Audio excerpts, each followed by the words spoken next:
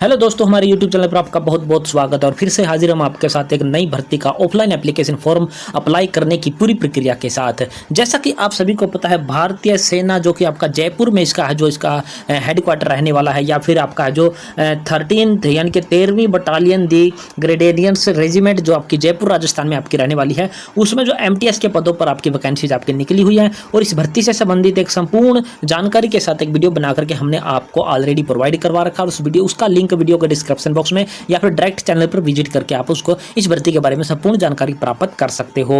आज इस वीडियो के माध्यम से आपने इस भर्ती का ऑफलाइन एप्लीकेशन फॉर्म है जो आपने किस प्रकार से फिल करना है, वो आपको भरने से लेकर के भेजने तक की है जो पूरी प्रक्रिया इस वीडियो के माध्यम से आपको करके दिखाने की कोशिश करेंगे। स्टेप बाय स्टेप है जो आपका एप्लीकेशन फॉर्म आपका रहने वाला है, वो आपको बताएंगे कि किस प्रकार से स्टेप बाय स्टेप आपने फिल करना है, क्या क्या डॉक्यूमेंट लगाने हैं, भेजने की प्रक्रिया आपकी क्या रहने वाली है, लास्ट डेट क्या रहने वाली है, सारी जानकारी आपको यहाँ से प्रोवाइड करवाने वाले हैं। और आपको ये ऑफलाइन एप्लीकेशन फॉर्म का प्रिंट आउट भी आपको है जो PDF के रूप में आपको प्रोवाइड करवाने की हम कोशिश करेंगे। तो चलिए आपको लेकर के चलते हैं सीधा ऑफलाइन एप्लीकेशन फॉर्म पर। जैसा कि आप अपनी स्क्रीन पर देख पा रहे हो, ये हमारा है जो एप्लीकेशन फॉर्म रहने वाला है। मुख्य रूप से आपका ये 2 ही पेज का आपका एप्लीकेशन फॉर्म आपका रहने वाला है। यहाँ पर आपको क्लियरली लिखा हुआ दिखाई देने वाला होगा फॉर्मेट ऑफ एप्लीकेशन फॉर्म। ये आपका पूरा का पूरा आपका एड्रेस आपका रहने वाला, जिस एड्रेस पर आपने इस एप्लीकेशन फॉर्म को भर के पूरा भेजने वाला जो एड्रेस आपका, ये वाला पूरा का पूरा एड्रेस आपका है जो रहने वाला है। इस साइड में आपने क्या करना, कैंडिडेट का फोटो चिपका देना और फोटो चिपकाने के बाद उसको इस प्रकार से क्रॉस करते हुए इसको सेल्फ टेस्टेड आपने कर देना, जैसे कि हमने आपको करके दिखाया गया है। यहां पर पॉइंट नंबर 1 आ जाता है application for the post of. यहां पर हम application for the post of लिखना भूल गए हैं। हम यहां पर क्या लिखेंगे, जिस भी पोस्ट के लिए हम अप्लाई करने वाले हैं, जैसे कि हम यहां पर MTS और यहां पर है जो मैसेंजर की पोस्ट के लिए हम अप्लाई करने वाले हैं, तो हम यहां पर क्या लिख देंगे, MTS मैसेंजर हम यहां पर टाइप कर देंगे। जो जिस भी पोस्ट के लिए आप अप्लाई करने वाले, मोस्टली इसमें MTS की ही पदों पर भर्ती निकली हुई है, लेकिन MTS आपका वो मैसेंजर है, आपका वो किस प्रकार का जो MTS है वो ब्रैकेट में आपने इस प्रकार से लिखना है। वो बहुत सारे पदों पर वैकेंसीज है, उसका नोटिफिकेशन के साथ वीडियो जो हमने बना रखा है उसको आप चेकआउट कर सकते हो।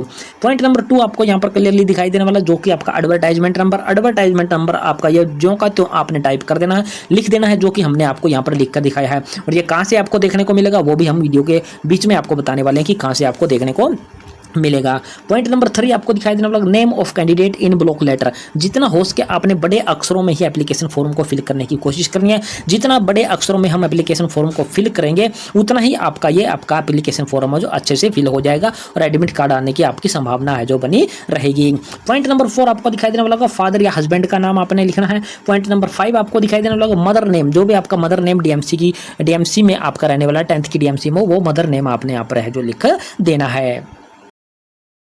इसके बाद आ जाता है आपका पॉइंट नंबर 6। पॉइंट नंबर 6 का एक पॉइंट आपका है जो जेंडर मतलब कि लिंग आपका मेल है या फीमेल है, वो आपने इस प्रकार से लिख देना। इसके बाद पॉइंट नंबर B है जो 6 पॉइंट का, वो मटेरियल स्टेटस, यानी कि मटेरियल स्टेटस का मतलब होता है कि वैवाहिक स्थिति, आप सिंगल हो, मैरिड हो या फिर अनमैरिड हो। अगर आप अनमैरिड हो तो आप यहाँ पर क्या लिख सकते हो, सिंगल आप यहाँ पर लिख सकते हो इस प्रकार से सिंगल। अगर आपकी मैरिज हो रखी है तो आप यहाँ पर क्या लिखोगे, अपना जो स्टेटस है जो मैरिड आप यहाँ पर है जो लिख दोगे। इसके बाद आ जाता पॉइंट नंबर 7 जो आपकी डेट ऑफ बर्थ, 10वीं की DMC के अकॉर्डिंग आपकी डेट ऑफ बर्थ क्या रहने वाली है। पहले आपने डेट, उसके बाद मंथ और उसके बाद ईयर आपने यहाँ पर है जो लिख देनी है। अब हम बात कर लेते हैं कि आपका जो पॉइंट नंबर है जो 8 रहने वाला है, age on last date of the receipt of the application form. अब हम सबसे पहले आपको क्या बताते हैं इसकी लास्ट डेट आपकी क्या रहने वाली, इसमें है जो 17 और इसके बाद है जो 09 और इसके बाद आपने यहाँ पर लिखना 2025, इस प्रकार से हमने यहाँ पर लिख लिया है।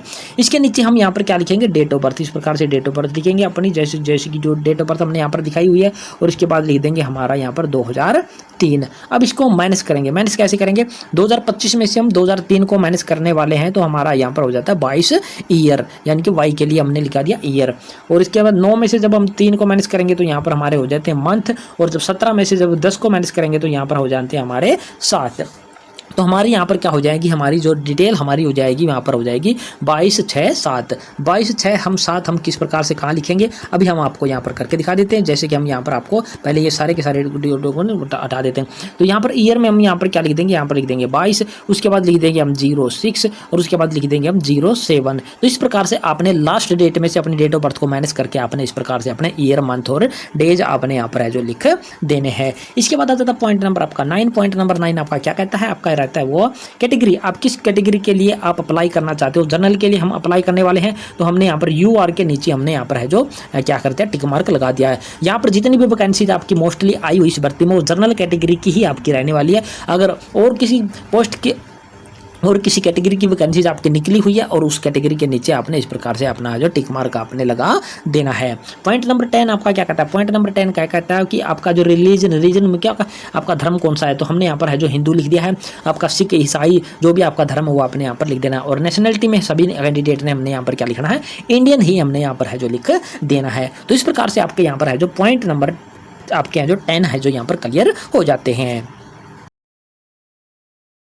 इसके बाद हम आ जाते हैं पॉइंट नंबर जो कि हमारा रहने वाला है 11। पॉइंट नंबर 11 हमारा क्या रहने वाला है, एजुकेशनल क्वालिफिकेशन, यानी कि हम पढ़े लिखे कितने हैं। तो यहाँ पर हमने सीरियल नंबर में 1 2 इस प्रकार से लिख दिया। स्टैंडर्ड या एग्जामिनेशन पास में जैसे कि हमने यहाँ पर 10th लिख दिया और यहाँ पर हमने क्या लिखना है 12th लिखना है। हमने गलती से यहाँ पर भी 10th लिखा हुआ है तो यहाँ पर हम लिखेंगे 12th। इस प्रकार से हमने यहाँ पर क्या लिख दिया 12th है जो लिख दिया है। जिस भी स्कूल कॉलेज से आपने 10वीं 12वीं पास किया उस स्कूल कॉलेज का नाम यहाँ पर लिख देना। जो भी बोर्ड आपका रहने वाला बोर्ड का नाम यहाँ पर लिख देना। परसेंटेज 10वीं में कितनी है 12वीं में कितनी है। इसके बाद अगर आपने और क्वालिफिकेशन कर रखी है तो वो आप तीसरे नंबर पर आप यहाँ पर डाल सकते हो। तो इस प्रकार से आपने क्वालिफिकेशन डिटेल आपने बड़े ही ध्यान से फिल करनी है। अगर ये क्वालिफिकेशन डिटेल आपने गलत फिल कर दी तो आपका रोल नंबर है जो वहाँ पर है जो रोक लिया जाएगा और आपका रोल नंबर है जो नहीं आ पाएगा। इसके बाद आ जाता है आपका पॉइंट नंबर जो कि आपका क्या कहता है 12। अगर वर्क एक्सपीरियंस, अगर आपके पास कोई एक्सपीरियंस है तो आपने यहाँ पर क्या है यस टाइप करना है। यस अगर आपके पास एक्सपीरियंस नहीं है तो आपने यहाँ पर क्या करना है, सिंपली है जो आपने यहाँ पर है जो नो टाइप कर देना, जैसे कि हमने आपको करके यहाँ पर दिखाया हुआ है। तो हमने यहाँ पर नो टाइप कर रखा है। इसके बाद आ जाता है आपका point number 13, correspondence address. Correspondence address आपका वो एड्रेस होता है जहाँ पर आप इसका जो एडमिट कार्ड है जो आप अपना प्राप्त करना चाहते हो। तो यहाँ पर है जो हाउस नंबर या फिर आपका स्ट्रीट या फिर विलेज का नाम आपने यहाँ पर टाइप कर देना, पूरा का पूरा लिख देना। हमने ABC लिखा हुआ है, किसी की विलेज या पूरी डिटेल हम है जो यूट्यूब पर है जो शेयर नहीं कर सकते। पोस्ट ऑफिस जो भी आपका रहने वाला पोस्ट ऑफिस का नाम, इसके बाद तहसील, आपका जो डिस्ट्रिक्ट, आपका स्टेट, आपका जो पिन कोड पूरा लिख देना। XX करके आपने नहीं लिखना है और यहाँ पर मोबाइल नंबर आपने है जो लिख देना है। तो इस प्रकार से अपना जो कोरस्पॉन्डेंस एड्रेस आपने टाइप कर देना है या लिख देना है। पॉइंट नंबर 14 क्या कहता है आपका परमानेंट एड्रेस। परमानेंट एड्रेस आपका वो होता है जहाँ पर आपका जन्म हुआ है, यहाँ पर आपका पूरा का पूरा परिवार आपका रहता है। तो परमानेंट एड्रेस और कोरस्पॉन्डेंस एड्रेस आपका सेम है तो दोनों की दोनों जगह आपने सेम एड्रेस है जो आपने यहाँ पर क्या है लिख देना है। अगर आपके अलग अलग एड्रेस है कोरस्पॉन्डेंस एड्रेस और परमानेंट एड्रेस तो आपने ये दोनों के दोनों एड्रेस आपने अलग अलग यहाँ पर है जो लिख देने हैं। इसके बाद आ जाता है आपका पॉइंट नंबर 15। पॉइंट नंबर 15 आपका है जो आधार कार्ड का है। तो आपने अपना कैंडिडेट का है जो आपका 12 अंकों का जो आधार कार्ड नंबर का होता है वो आपने यहाँ पर है जो लिख देना है।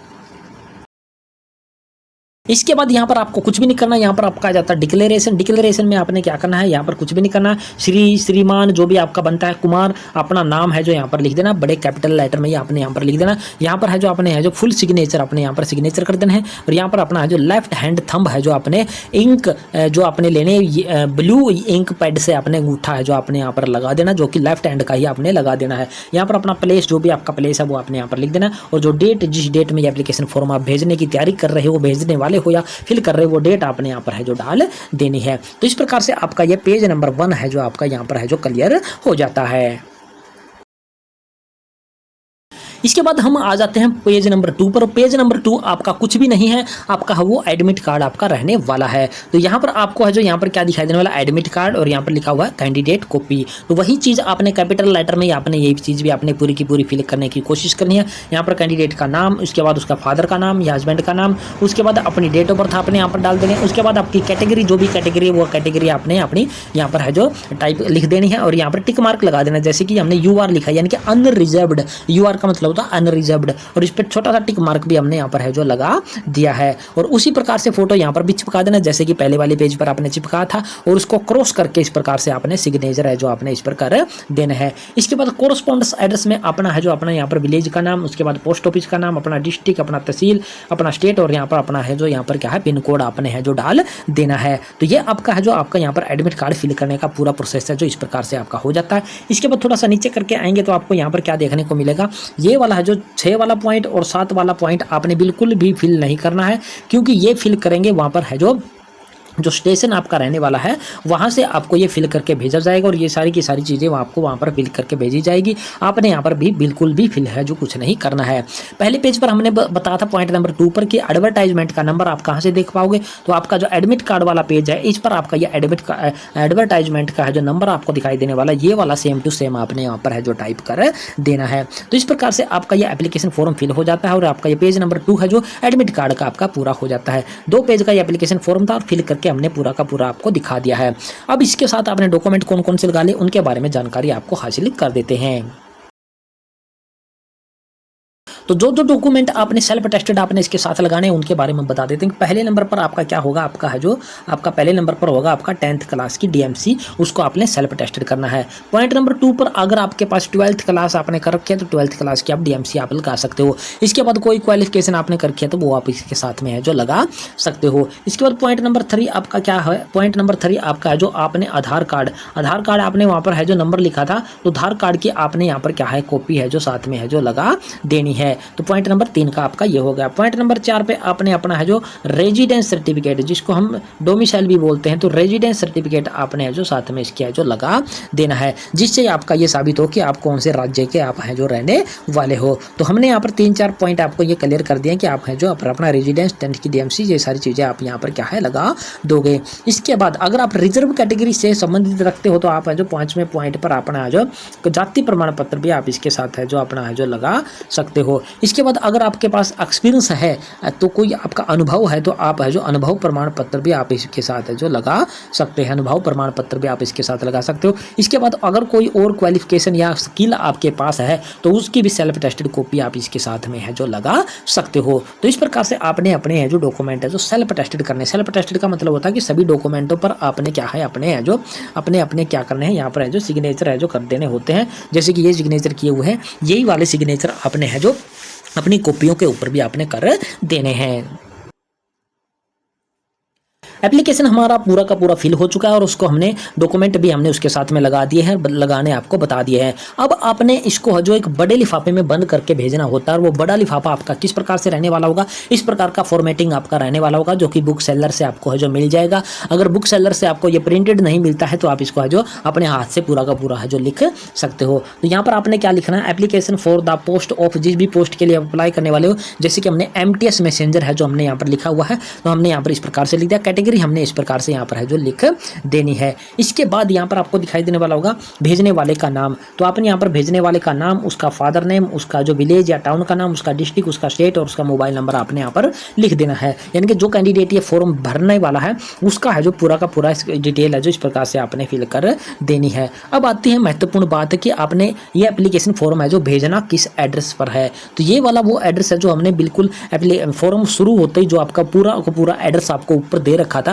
वो पूरा का पूरा एड्रेस है जो आपने यहाँ पर है जो लिख देना, जैसे कि हमने आपको लिख करके दिखाया हुआ है। अब आते हैं ये पूरा का पूरा एड्रेस हमने यहाँ पर फिल कर दिया, इस प्रकार से कर दिया। अब हम बता देते हैं कि आपने इसको भेजने का तरीका आपका क्या रहने वाला है। तो आप इसकी क्या करवा सकते हो, उसकी आप है जो क्या है स्पीड पोस्ट है जो आप इसकी करवा सकते हो। स्पीड पोस्ट पे के लिए आपने क्या है पोस्ट ऑफिस जाना है और वहाँ पर स्पीड पोस्ट की जितनी भी फीस वो मांगते हैं उसकी वो फीस आपने वहाँ पर दे देनी है और आपने जो इसकी स्पीड पोस्ट है जो करवा देनी है। अगर वो बोलते हैं कि इस पर डाक टिकट लगाओ, जितने रुपए की बोलते हैं वो जितने रुपए की डाक टिकट आपने यहाँ पर लगा देनी है और उनको बोल देना कि इसकी स्पीड पोस्ट कर दिया या फिर इसकी रजिस्ट्री आप है जो कर दीजिए और इसकी रसीद आपको वापस है जो उनके माध्यम से प्रोवाइड है जो करवा दी जाएगी। अब हमने इसके साथ जो 2 लिफाफे एक्स्ट्रा भी आपने भेजने हैं जो कि छोटे लिफाफों के नाम से जाने जाते हैं। तो वो लिफाफे किस प्रकार से रहने वाले होंगे वो भी हमें आपको यहाँ पर क्लियर कर देंगे कि वो लिफाफे आपको देखने को किस प्रकार से मिलेंगे और वो कहाँ से आपको खरीदने हैं। तो यहाँ पर आपने क्या लिखना है 2 और 2 के बाद अपना नाम, अपने फादर या हस्बैंड का नाम, अपना विलेज का नाम, उसके बाद अपना डिस्ट्रिक्ट, अपना स्टेट, अपना मोबाइल नंबर और अपना है जो पिन कोड पूरा का पूरा आपने यहाँ पर डाल देना। ये छोटा लिफाफा हम क्यों भेज रहे हैं, जो एडमिट कार्ड वहाँ से आपको भेजा जाएगा वो इसके अंदर ही आपको बंद करके है जो भेजा जाएगा और आपके एड्रेस पर इसको है जो भेज दिया जाएगा। इस पर आपने क्या लगानी, यहाँ पर है जो 50 रुपए की डाक टिकट आपने लगा देनी है।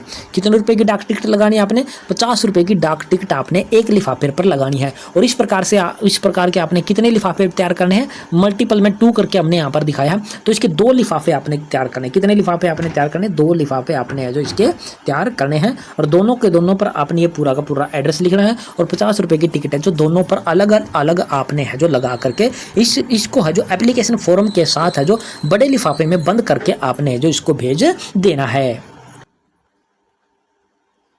अब आपको क्लियर कर देते हैं कि जो बड़ा वाला लिफाफा जब आप बुक सेलर से लेने जाओगे तो वो इस प्रकार का खाकी खाकी कलर का भी आपका हो सकता है, जैसे कि आपको यहाँ पर दिखाई देने वाला है application for the post offer. यहाँ पर आपने कैटेगरी डाल देनी है, यहाँ पर भेजने वाले का एड्रेस, नाम, पता और यहाँ पर जहाँ पर भेजना है उसको वहाँ पर आप भेज सकते हो। और बुक सेलर पर अगर इस प्रकार का नहीं मिला तो आपको है जो बुक सेलर के पास है जो इस प्रकार का लिफाफा भी आपका ये हो सकता है, जो कि व्हाइट कलर का आपका हो सकता है। और यहाँ पर भी एप्लीकेशन फॉर द पोस्ट और यहाँ पर जहाँ पर भेजना है और भेजने वाले का पता आपको यहाँ पर दिखाई दे रहा है। अगर ये दोनों के दोनों आपको लिफाफे नहीं मिलते हैं तो आपको पूरा का पूरा व्हाइट कलर का बुक सेलर से आपको लिफाफा मिल जाएगा और ये पूरा का पूरा मैटर है जो आपने अपने हाथ से लिख देना है और आपको इस प्रकार से इसका है जो फॉर्मेट है जो तैयार कर लेना है। तो ये आपका हो गया भेजने वाला लिफाफा, जिसमें कि बड़े लिफाफे के नाम से जाना जाता है। अब ये होते हैं छोटा लिफाफा। छोटे लिफाफा जो इस प्रकार से आपको दिखाई देने वाला होगा, जब भी आप बुक सेलर के पास जाओगे तो इस प्रकार का वो खाकी लिफाफा भी आपको दे सकता है और इस प्रकार का वो व्हाइट कलर का लिफाफा भी आपको दे सकता है। तो इस पर आपको जो भी प्राप्त हो तो उस पर आपने यहाँ पर है जो 2 लिख देना, उसके बाद अपना नाम, फादर का नाम, विलेज नेम,